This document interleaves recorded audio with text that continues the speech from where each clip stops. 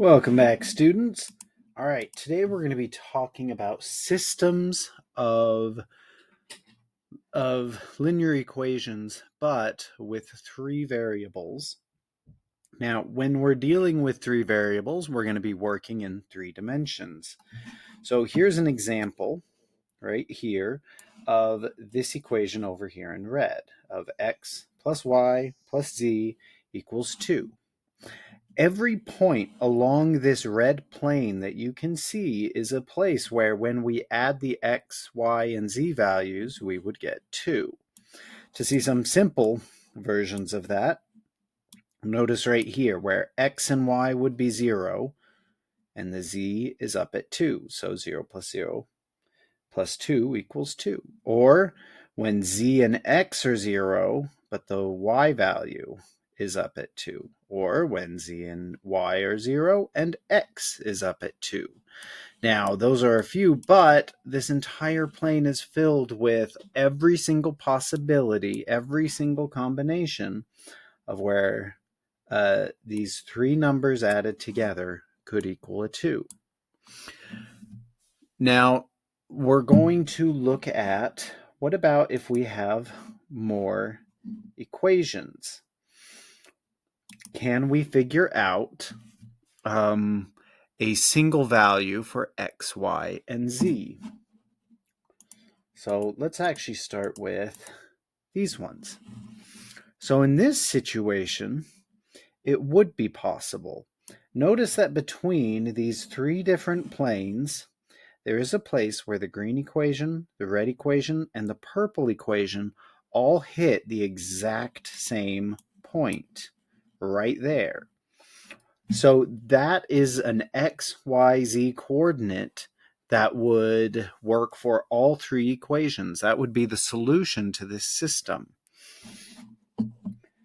Now, not every grouping of equations is going to provide us with a solution.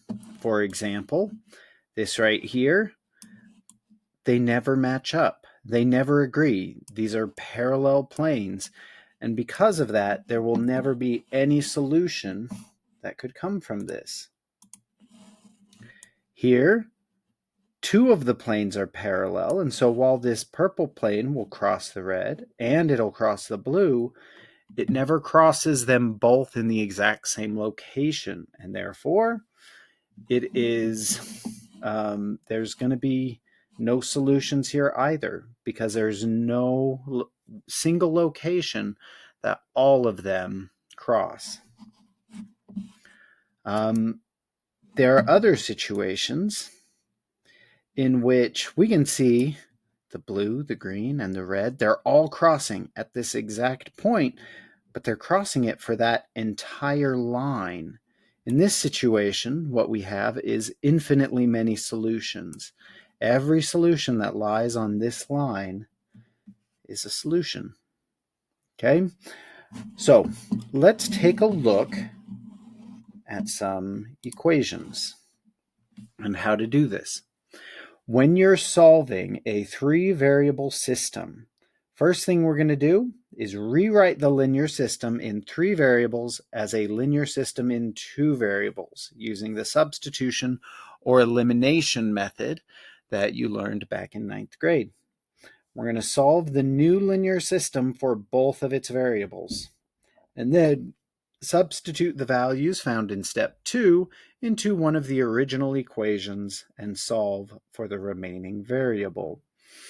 So let's look at how that functions. Now, it is important to note these. This will let you know when you're going to see no solutions and infinitely many solutions. And I'm about to demonstrate those exact situations. Now, I need to solve these for only two variables. Now, we're going to use the elimination method. So I want to find an equation that'll give me a variable that I can easily eliminate.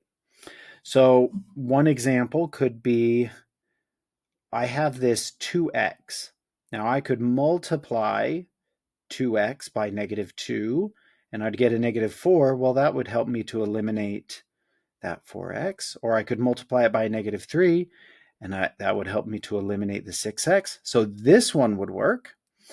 Even easier than that, though, notice we have a 1y. Okay, great. So I can multiply this by -3, and I'd have +3. Well, that would help me to eliminate that y. I could multiply it by a 2. I'd have -2y. That would help me to eliminate that one. When you have one of them that is just has a coefficient of 1, that's going to be the easiest, because we're going to need to use one equation to eliminate that same variable in both the other equations. Okay, that's how we're going to create two new equations that only have two variables, because we eliminated all the x's from the other two, or we eliminated all the y's from the other two, or all the z's. And that's going to be easiest done. It's not the only way, but it's easiest done if one of your variables has a coefficient of 1, like we see in that third equation. So I'm going to go ahead and be using this third equation to do exactly that. Let's start with my first equation, and we'll write that. 4x plus 2y plus 3z equals 12. And then down below it, so notice I got a 2y. I'm going to multiply everything in this bottom one by a 2. Now that means it's still essentially the exact same equation. It's the same relation, but what we've done is made it so that we can now compare it with this other one and combine it with this other one easier. Okay, so now we're just going to add these equations together.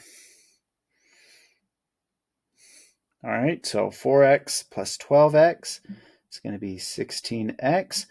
2y minus 2y is a 0. 3z plus 8z is going to be 11z. And 12 minus 6 will be 6. All right, so there's our first equation that we were looking for. So now we've got an equation of just a line. Now this is the line that these two equations both cross at. So both of those equations crossed in the three-dimensional plane, and they crossed all along a line. This is the equation of that line. All right, so now let's do it. I'm going to give myself some space. Now let's do it with the second equation. So 2x minus 3y plus 5z equals -7. Notice the y is a -3, so I'm going to multiply this by -3 so we can get the opposites in the y. So that'll give me -18x plus 3y minus 12z and a +9. Adding those equations together, we get -16x, 0y's, -7z's, and 2. So -16x minus 7z. All right, there's our second linear equation. So there's the linear equation of where those two cross. Now what we want to know is, where do those two lines that we just found, where do these ones cross? Now this works out beautifully for us because we already have a 16x and a -16x. If you don't have something like that, that's fine. You can multiply both equations by something so that you can get two variables to have the same coefficient. But for our example, this is going to work out nicely so that we can do this quickly. So adding those two together, we get 0x's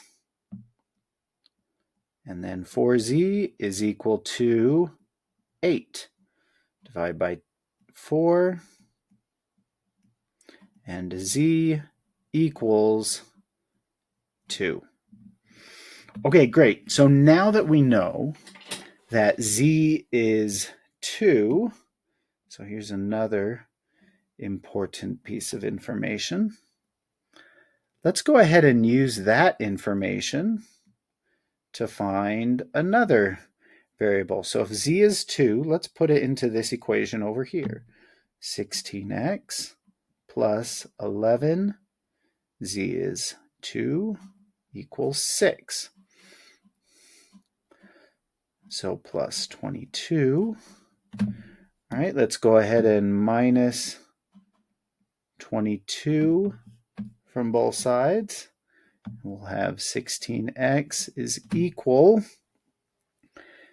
to negative 16. Well, divide by 16.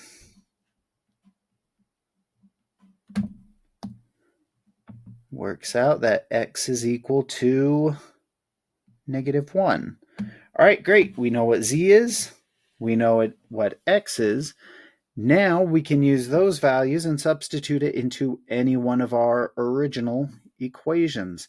I'm going to go ahead and use the top one. It has all positive numbers in it, and I like that. That seems like it'll be the easiest for me to calculate.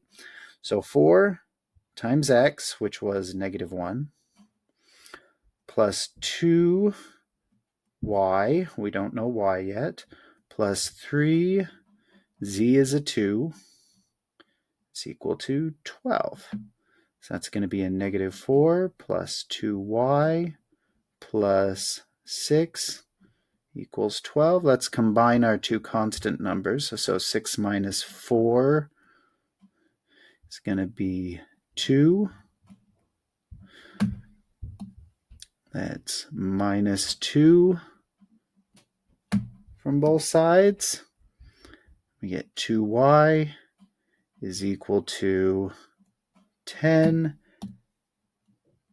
dividing by 2, and we get y equals 5. So there is the final piece of my solution, that the exact location where each of those agree is going to be where x is negative 1, y is 5, and z is 2. And we could substitute these values into any one of these three equations, and they're all going to work out to be true. Okay, so this is what it's going to look like when you find one solution. After you get your two equations that are linear, and then you do elimination on those, or substitution, or any other solving method of your choice, you're going to arrive at the value of one of the variables, which will lead you to a value of a different variable, and then you can use those two to finally find the third. Okay, so what is it going to look like when we're solving if we do have something that is no solution? Well, notice how nicely they set this up for me. I was talking about how you want a variable with a coefficient of 1. Hey, we've got a situation in which all of them. So let's go ahead and let's just eliminate the x's from this. All right, so I'm going to write on top my second equation. So I'm going to do the first and second equations and eliminate the x's. I'm going to write that second equation, 5x plus 5y plus 5z equals 3. Now I'm going to multiply the bottom one by a negative 5 to make it easy to eliminate those x's. So negative 5x minus 5y minus 5z equals negative 10. All right, so 5x minus 5x is 0. 5y minus 5y, 0. 5z's minus 5z's is 0.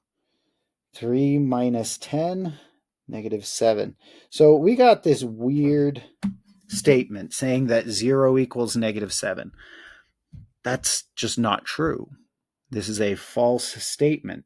Now, because this is false, we know that these two equations have no overlap. There is nothing, there is no x, y, and z that makes both of those true. It's impossible for them to be true, just like it's impossible for 0 to equal a negative 7. That's what it looks like for there to be no solution. As you proceed in the solving process, you'll encounter a situation in which you get a statement that is simply impossible. And when the statement is impossible, it means that it is impossible for those two equations to be crossing, to have a solution. All right, so we now know what it looks like for there to be one solution in which we find the value of x, the value of y, the value of z. We see what happens when there's no solution. We get some impossible statement. Well, what about infinitely many solutions?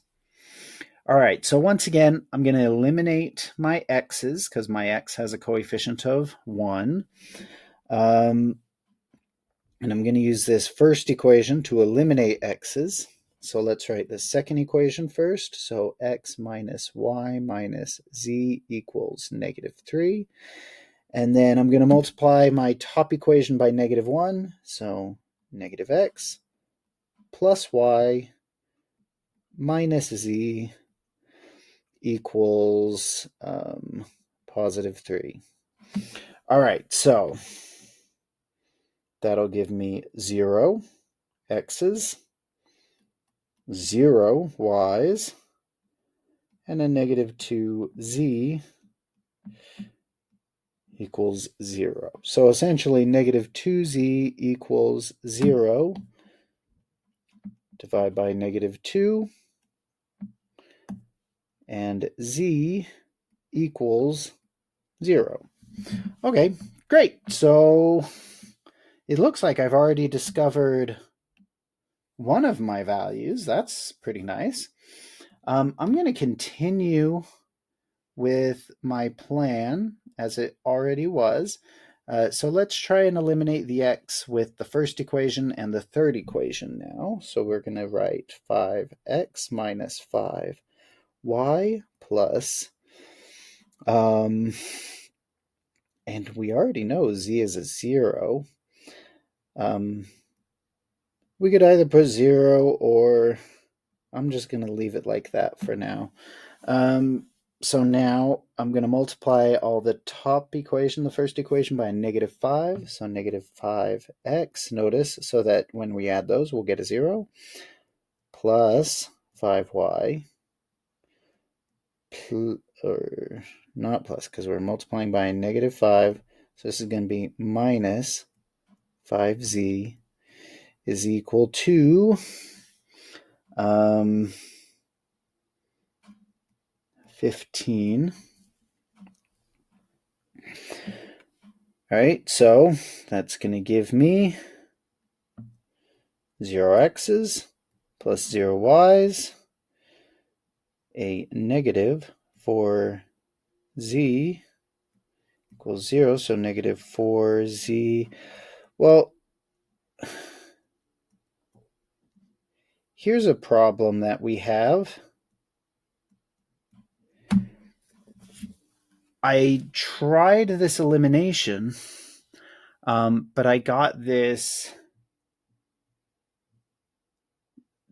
same thing for z each time. So great, I know that z is a 0, but that doesn't really help. So I need to be able to figure out, well, what are my other variables? Okay, so let's try and work out some of these equations where we're only going to be using, where we substitute z in with a 0. And we've already tried combining the first with the second and the first with the third. So let's go ahead and this time do the second and third together. with the knowledge that z is 0. So we're going to have x minus y is equal to a negative 3 and a 5x minus 5y is equal to a negative 15. All right, well, let's try and see. So if I want to eliminate, let's multiply all of this top by a negative 5. So I'd get negative 5 plus 5y and a positive 15. Okay, and if I do that, let's see, we'll get 0 and another 0. All right, so similar to no solutions where everything broke down to just numbers. This one broke down to just numbers, but this time the statement is actually true. 0 always equals 0. This is always true. This is what it looks like for us to get an infinite number of solutions. Okay. Now, the solutions that are going to be are all solutions along the line where z is equal to a 0. But yeah, so there's infinite number of combinations of x and y. We know that z is going to be a 0 in all of them. But still, there's a full line. There's an infinite number of solutions here. So I hope this has helped you to understand how to solve for systems of linear equations. Good luck on your practice.